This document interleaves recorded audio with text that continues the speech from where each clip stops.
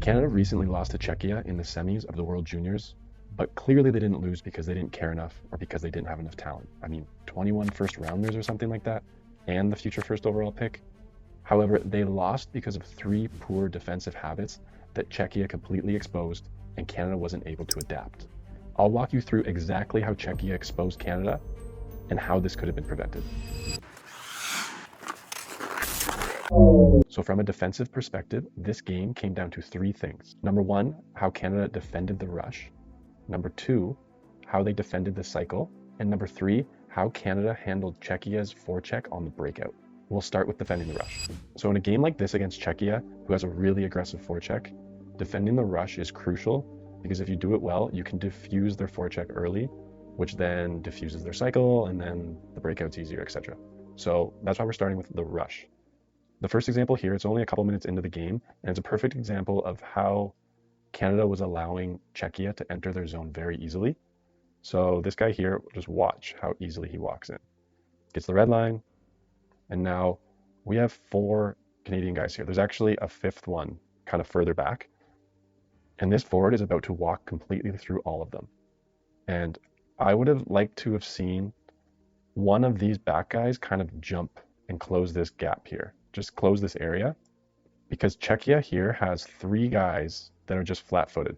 So when you see that as a defenseman, that there's three guys flat-footed, you're able to risk losing a guy and attack the one guy that's coming in. Because realistically, it's a 1-on-4.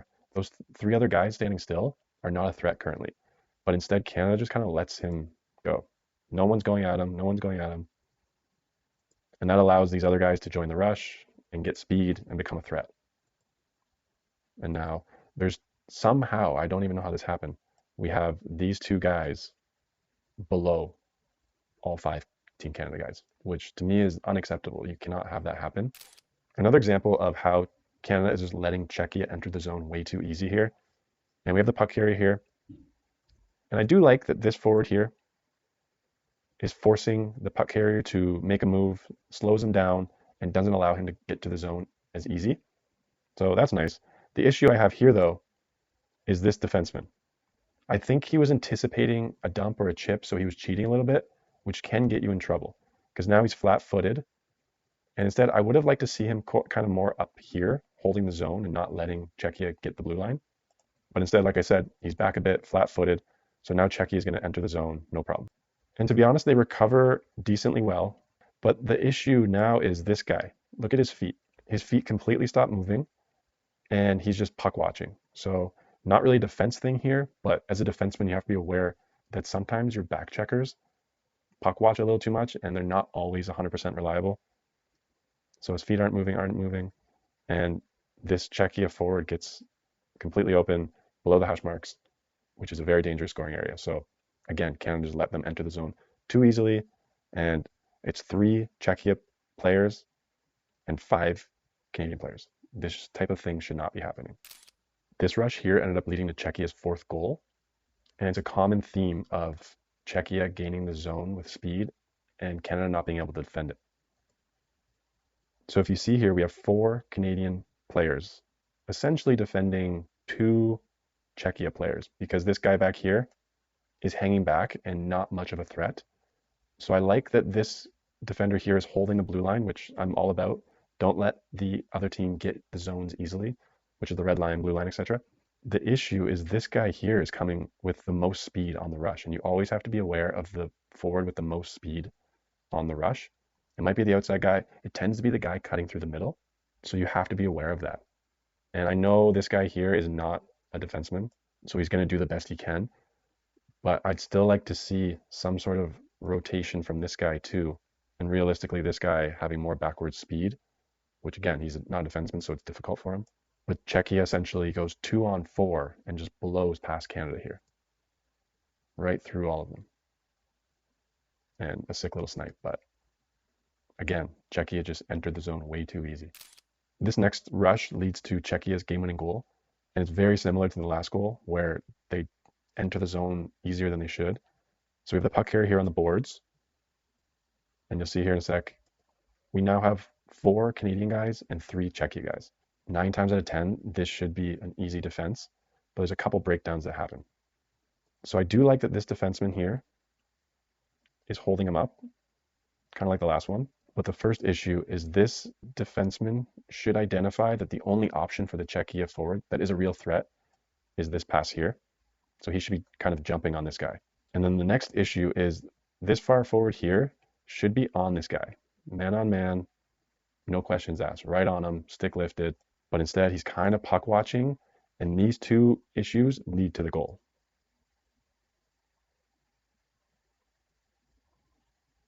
It is a bit of a junker goal, but that Czechia forward got inside positioning on that guy. And then the other guy had too much time with the puck to actually do something. So those two breakdowns again led to Czechia entering the zone early. So when it comes to defending the rush, it is really crucial to make it difficult for the other team to enter the zone, whether it's the red line, the blue line, because if they do enter it easily, that's when they're able to get their cycle going, which leads us to the next issue for Canada. To me, Canada struggled most with Czechia's cycle. There were multiple moments where Czechia would get a minute plus cycle going on Canada. I narrowed it down to a few just to obviously keep the video shorter, but this was the biggest issue I saw in the game from them. So in a scenario like this where you have five guys, there's not much going on for Czechia, you have to send one defenseman here. And this to me shows a little bit of lack of chemistry amongst defensemen and as a team as a whole, but they just kind of leave the guy here and allow him to set something up. And the cycle continues.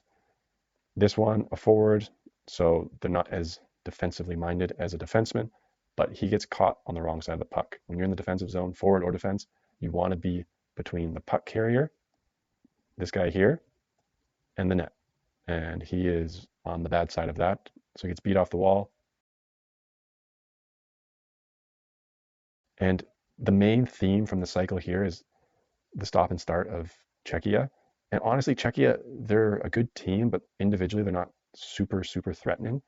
So you can kind of just keep them to the wall like they like to do and just have their back to the play because they're not that big of a threat when they do that. But instead, Canada's kind of lunging. So as a forward here, the forward does a good job. He's going to take an angle. He's not just standing here. So he's going to kind of take this angle, which is good. When you're playing defense, you want to take angles, pinch them off. So this is a good example. So he takes the angle, he's angling them off. So this is good. I like that he's doing this. When you're a defenseman or in playing defense, when you see the other team start to fumble the puck or their possession isn't clear, that's when you pounce. You don't pounce when they have clear possession. That's when you go at them with angles. But 14 here just kind of went in slow there, where that's where you should be jumping on the puck aggressively. But instead, Canada's kind of jumping when Czechia has clear possession a lot of the time. So here, go hard, take the body. And another thing they're kind of doing is they're going in with their stick held up and using one arm. I personally like to kind of use my hands, both hands on my stick, and just angle with my hands, because then when the puck does become available, you have both hands on your stick. When you have one hand up like this, you can't do as much. So now, this is the opposite of earlier. I would like to see these forwards angling. They're kind of acting like they're on the penalty kill right now. So look at, they're just standing there. I don't know. They also just had a Czechia guy go to the bench. So it's essentially a power play right now for Canada, and they're just hanging out like it's on the penalty kill. You have to be going at the player here, not giving him all his time. It's a nice block, and eventually they get it out. But there's a lot of little mistakes that are taking place, and they're very subtle, but it's just allowing Czechia to keep their cycle going. This very long cycle here ends up leading to Czechia's second goal. And again, there's a lot of little mistakes, battles missed, and I'll let it run and I'll just point out the little ones. But yeah, it's a long one.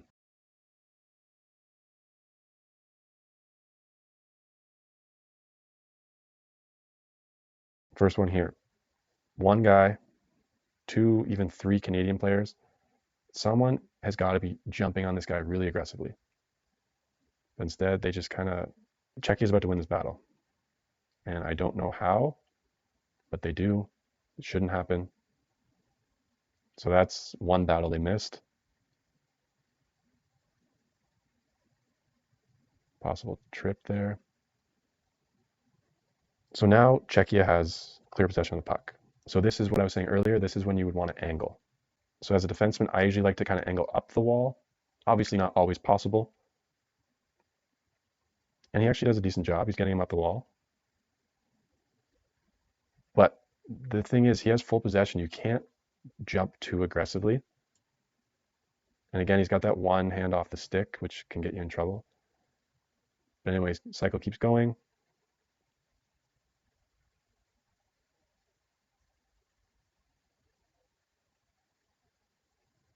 And again, here, I think the better option is if he just cycled him up the wall earlier. Instead, he's getting too aggressive when the guy has clear possession.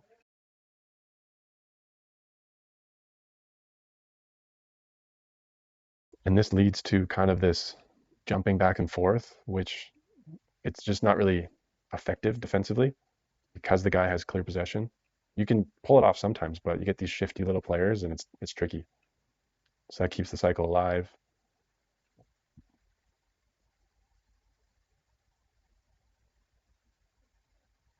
Nice attempt there. And as I've mentioned before, in the defensive zone, you want to be between the puck carrier and the net, unless you're 100% sure you can get the puck, which he clearly thinks he can get the puck here. So when you go for it, you have to be sure you get the puck because the guy behind you is in a dangerous area. And he loses the battle. He gets his positioning back, but again, it's a battle where probably shouldn't have lost. And Czechia gets the puck back. And that is the same two players from the corner. So that Czechia forward got that inside position on the defenseman, beat him to the net. So those little plays that happen in the corner can have later spillover. And that was a pretty dangerous scoring opportunity. Czechia is keeping the cycle going. Probably should have had two guys in there on that battle.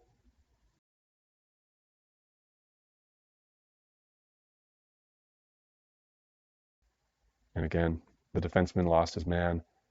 The goalie didn't have a stick. Just the cycle broke down the defense completely. And when you have a team that is allowed to cycle repeatedly, it leads to goals like this, kind of uglier goals. Last cycle example, just to kind of drill it home, but it's another long one that leads to a couple scoring opportunities. And they're just, again, based on little subtle mistakes, in my opinion, that Canada's making. So we have the puck carrier, beats the one guy, beats another guy, beats another guy, little pick, possible interference. But honestly, that play isn't horrible because he's carrying it away from the net. He's not much of a threat. But the Canada forward, I don't know how this defenseman's beating him. The puck stayed on this side of the ice, so he should be beating his defenseman to the puck here. But somehow he beats it. So I don't know if he's just not aware of what's going on, but it is what it is. Beats him to the puck. And again, here we have three Canadian players, and no one is going at the one Czechia guy. Not a single guy. They're all just sitting here like it's on the penalty kill, but they're not. And we're just watching. No one's going. Clearly, this is something the coach decided on doing, I'm assuming, but I don't understand why because you just got to play the angles. You still have to go at them. They're just letting them set up.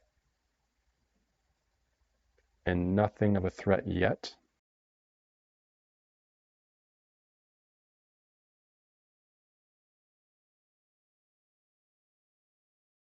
And again, here, the guy kind of angled, but he just slowly came out. I'd like to see him come out a lot more aggressively on an angle, but gave him all the time to make a DD pass. Nice block shot. And there, again, guy didn't have full possession. That's when you go. But he hangs back. And possible shot below the hash marks. Cycle continues.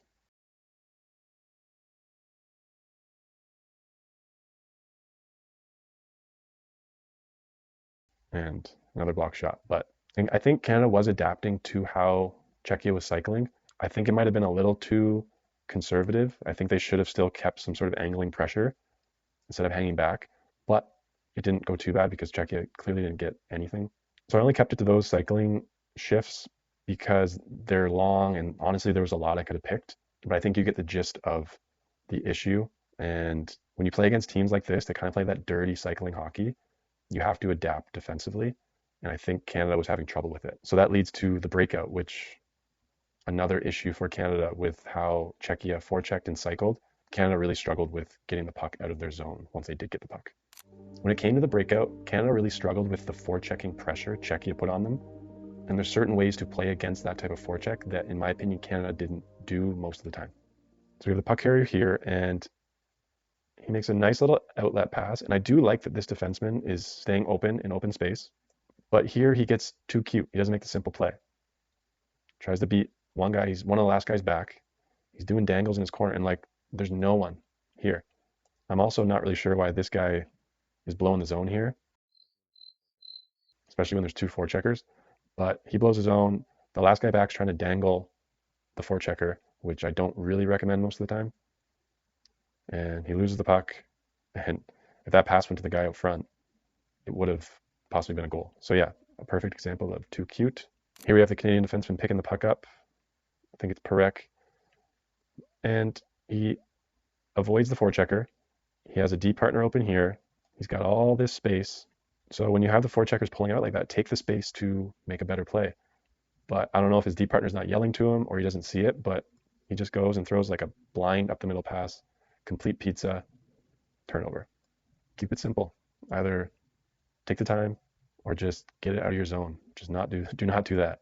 This breakout fail leads to Czechia's first goal, and something a lot of defensemen can learn from. When you have the puck coming in your corner like this and you're on your backhand, you have to be very careful of how you approach it, especially when you have the forechecker on you this aggressively.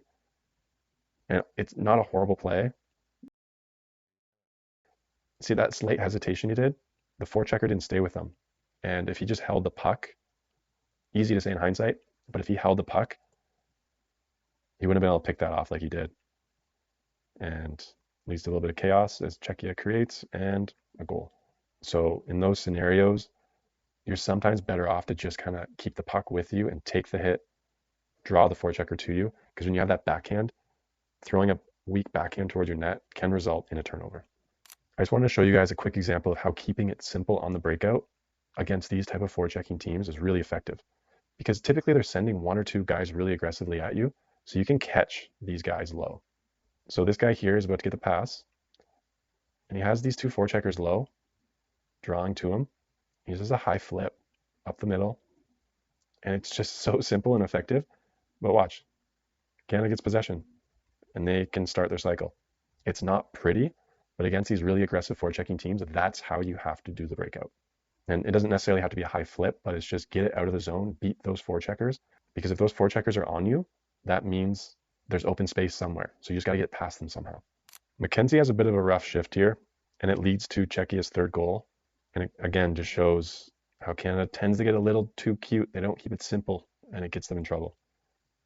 So he's nice outlet on the pass, but he throws just this little fluffy pass up the boards. And I get it. He's trying to hit this guy breaking, but don't be afraid to make it hard or get more air to it and just get it into this space. Instead, he kind of fluffs it up the boards. It's an easy pickoff for the defenseman. It's a nice play by the Czechia D-man. And he turns it back the other way. And now Mackenzie has a chance to redeem himself and just get the puck in deep. But instead, he does cute attempt number 2. Like, you get the red there. And hey, I get it. You have the breaking guys, but getting cute in the semifinals 2-2 game, like, you just got to get in deep, especially against these aggressive teams. Turnover. He's caught. It's a 2-on-1. And it's a goal. Parekh here is about to have another blue line turnover.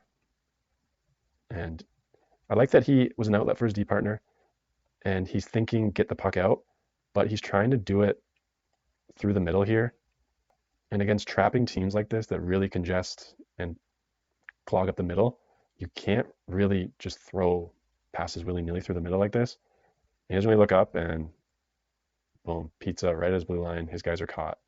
And again, a little too cute. Get that high flip, up the boards light. The way you beat these teams is getting into their zone. And then you can use that offensive power that Canada has. And on the very same shift, I think Parekh learned his lesson, as we will see here. High flip up, and watch how effective this is. Gets it into the zone. Canada gets possession, and there we go. Much more effective than that cute pass to the middle that he tried earlier. So I'm glad to see he learned his lesson.